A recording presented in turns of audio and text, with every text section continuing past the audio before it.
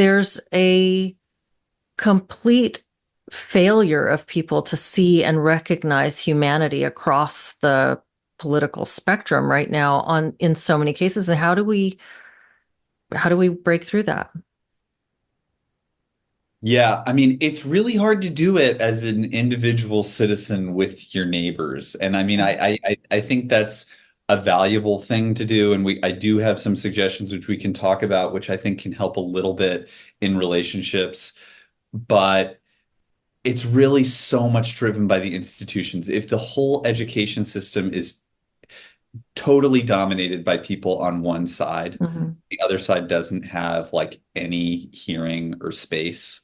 And like not even that, but like at a lot of places, like disagreeing with social justice is basically considered hate speech and Mhm. subject to not just social ostracization and indirect consequences, gossip, harassment, that sort of thing, or professional consequences, but actually like uh institutional action and Right. discipline.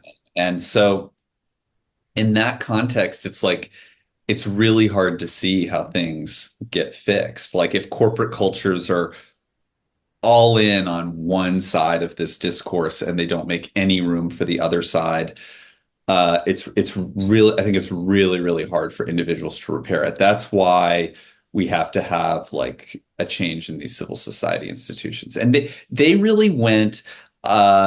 They took a stance. I think this goes back to 2016. Really, I think they were all in on social justice before then, but Mhm. they just basically said we're not doing the both sides thing. The other sides disagreeing with social justice is too despicable of a view to even engage it in conversation.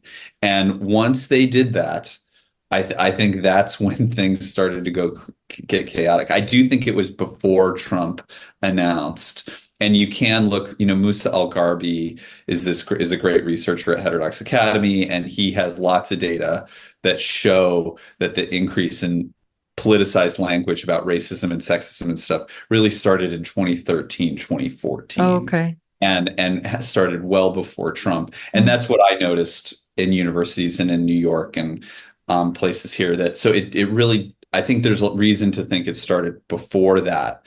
But definitely in 2016 they kind of said we're not doing both sides. And then the conversation was lost, and I think it's kind of inevitable. I don't know if this is a Freud quote, but it's kind of like you enact what you can't say or something like that. It's like Mm. I can't remember exactly how it is, but it's like it's a classic psychotherapy sentiment that if you can't talk about it, you're going to enact it destructively.